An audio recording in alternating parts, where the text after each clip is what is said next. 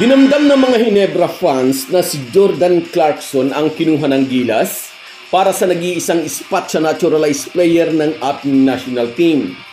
Maraming umangal at hindi nagustuhan ang desisyon ng SBP dahil sabi nga nila si Justin Brownlee ang matagal ng kasama ng gilas. Si JB ang kasama ng gilas pool sa European Training Camp. Si JB ang kasama ng gilas sa Cambodia, kung saan ay napanalunan natin ang gold medal laban sa tropa ng maangas na coach na si Harry Sabaya. Kung inyong natatandaan, noon ko pa naman ito sinabi. Basta available lang din si Jordan Clarkson, tiyak na ito ang kukuhanin ng SBP.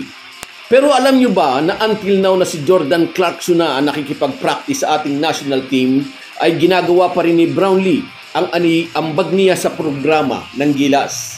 Lagi pa rin siyang present sa gilas practice, nanunood from the sideline, sumusuporta. Isa siyang purong Amerikanong isinilang sa Amerika, ngunit niyakap na talaga ni Justin Brownlee ang pagiging Pilipino sa puso at sa gawa. Sumailalim ang beloved Hinebra import sa surgery upang alisin ang bone spurs sa kanyang bukong-bukong. At inaasahan na okay na siya pagdating ng Asian Games na gaganapin naman sa China. Matagal na nga pong alam ni Justin Brownlee na hindi siya ang maglalaro sa World Cup at mayroon siyang advice sa kanyang mga kakampi o itong mga nasa gilas pool. Ibigay ninyo ang lahat, sabi niya. Siyempre, hindi laging magiging maganda ang lahat. May mga oras na madadaon tayo at posibleng may malaking kabiguan. Pero umaasa siya na hindi iyon mangyayari. Ngunit kung mangyari, lumaban lang kayo. Patuloy niyong ibigay ang puso at gawin ang lahat ng makakaya. Pagtatapos ng Hinebra resident import, binanggit niya ang mantra ng kanyang PBA team, ang mantra ng Barangay Hinebra, Never Say Die. Samantala mga ka-Republic, dakuhan din natin ang nalalapit ng muling pagsali ng Bay Area Dragons sa PBA. Bukod sa sariling liga, ang isa pang pinaghahandaan ng Bay Area Dragon ay ang kanilang muling pagsali sa Commissioner's Cup dito sa PBA. Para kay Brian Gordian na coach ng mga Dragon, successful ang kampanya na niyan iyon sa PBA bagamat kinapo sila sa championships kontra sa Barangay Hinebra. But this time around, mukhang handa talaga silang maipaghiganti ang pagkatalo nila sa kamay ng mga magala. It's a revenge team, deklara ni Kobe Lam, at malinaw na malinaw ang tinutukoy niyang paghihigantihan ay ang mga team sa PBA na bumigo sa kanila na makasungkit ng kampyonato. Bahagi ng kanilang pagpapalakas sa kanilang team ay ang pag-acquire ng 5 bagong player. Kinabibilangan ito ng power forward na si Ramon Cao na produkto ng Florida College sa US, guard Seba Chan na naglaro na rin sa Australian National Basketball League, guard Adili Cuerva na naglaro naman sa Chinese Basketball League, shooting guard Oliver Chiu, at si Wang Yun Sang na huling naglaro sa Chinese University Basketball Association League.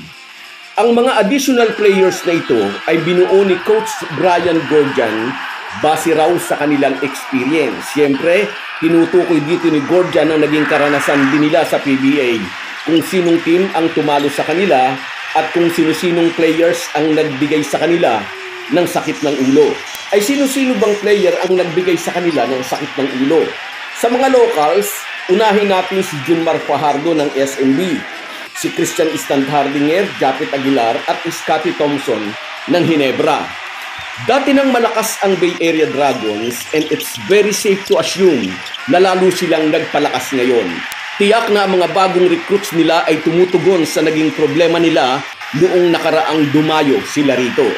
It's a revenge team, inuulit ko na sabi ni Kobe Lam. Dagdag pa niya, we are coming back for blood. Parang warning niya ito sa mga PBA team na dati na nilang nakalaban. Magiging masayang laban ito, sabi pa niya. Mapupuno raw ng aksyon ang paparating na Commissioner's Cup. Magiging intense daw ang labanan. Ang sabi naman ng 7'5" na si Liu Swanseng, excited na rin daw siya na makasama sa playing court ang mga bago nilang recruits. Excited na raw siya sa haharaping kompetisyon. So guys, yan lang muna. Hanggang sa muli. Bago tayo magpaalam ay mag-shoutout muna tayo. Shoutout kina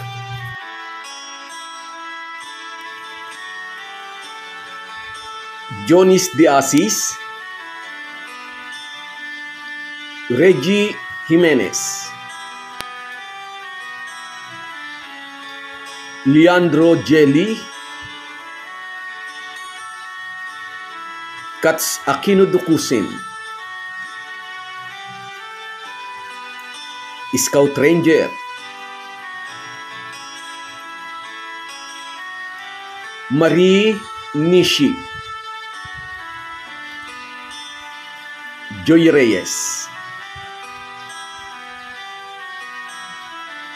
Jocelyn Piel Go, at si Hernani Pader. Salamat sa suporta. Lahat po tayo ay may kanya-kanyang pinagkakabisihan, pero bigyan din po natin ng panahon ang espiritual na pangangailangan ng ating puso. Mag-ukol din po tayo ng panahon sa salita ng Diyos. Isang paalala po mula sa inyong Halo-Halo Sports Republic. Salamat po.